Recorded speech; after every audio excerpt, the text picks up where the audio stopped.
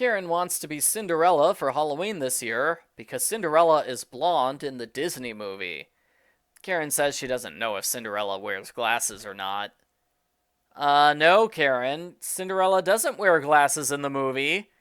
How do you know her hair color but not her eyes? Argo Font Book Review. Argo Font Book Review. This book was written by Gabrielle Charbonnet. Karen says she wants to do a haunted house this year. Conveniently for her, the city puts Hanny's mother in charge of a haunted house project in the abandoned house on their street. Karen's class volunteers to decorate a room. So do Karen's older brothers, Sam and Charlie. They fight constantly. Charlie says sophomores should be called sophless. Ooh! Karen learns Druscilla Peterson is returning to town. In Karen's Little Witch, Karen decided Druscilla is a perfectly normal person, not a witch. Well, that's boring. So Karen changes her mind.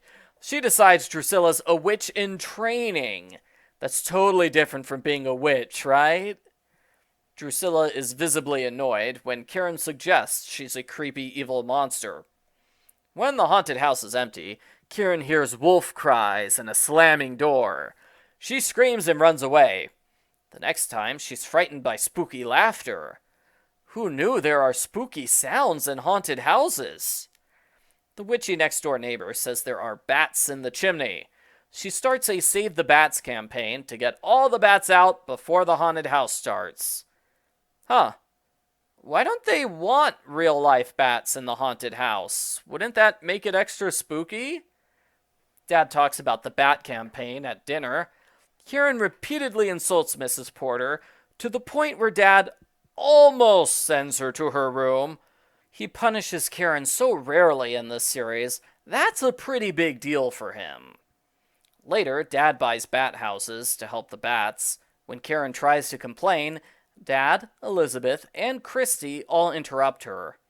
Yeah, that's one way to make sure Karen doesn't say mean things about her neighbor, but it's rude, and it doesn't solve the problem that Karen likes to insult elderly women.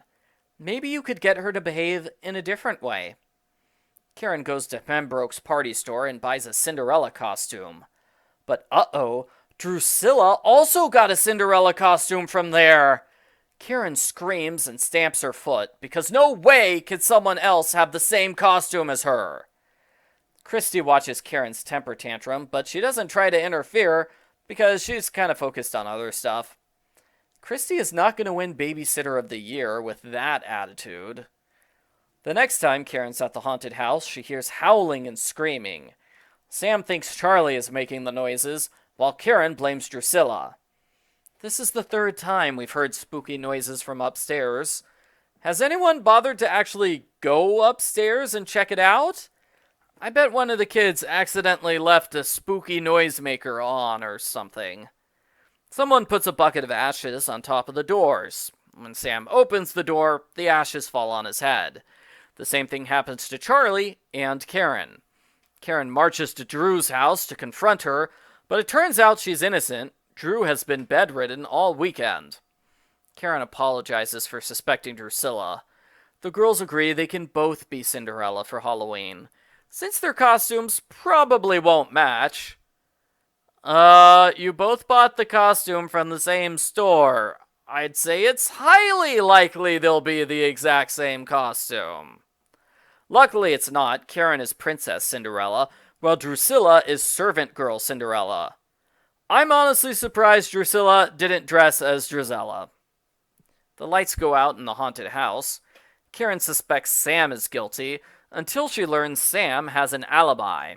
Nanny sent him to get groceries, and he's unloading the car right now. I think the author forgot that Sam's only 14, which is too young to drive the car. It's kind of a bad mystery solution when it depends on an author mistake. Charlie becomes the main suspect until they hear the creepy noises while Charlie's with them.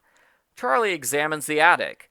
The entrance is covered with dust and hasn't been used in years, but the attic itself has a lot of fresh footprints.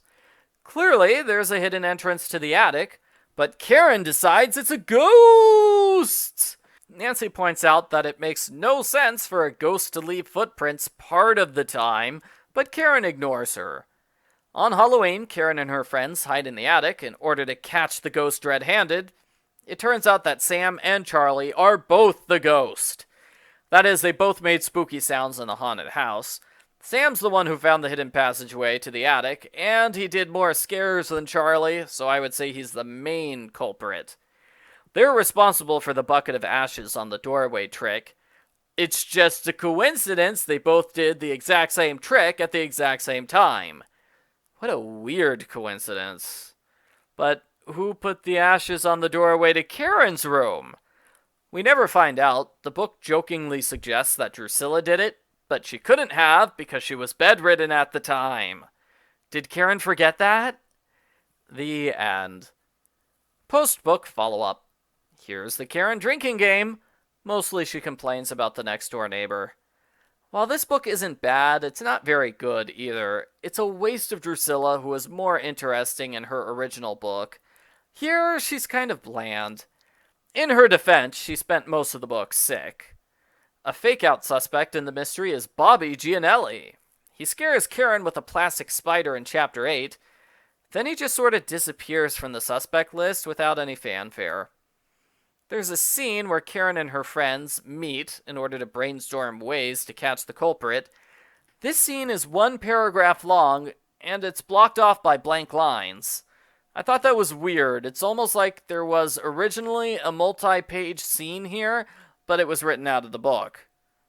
The narration in this book is okay, but at times it annoyed me. Sam and Charlie both talk like Karen. My room is scary. No, Sam, your room is not good. Our room is better. It doesn't work to have the high schoolers get into a big fight while talking like second graders. Overall, the book's okay. I'd improve it by getting rid of the Bobby stuff in favor of more with Karen's brother or Druscilla, since they were the more interesting parts. I give Babysitter's Little Sister number 90, Karen's Haunted House, a sideways thumbs up.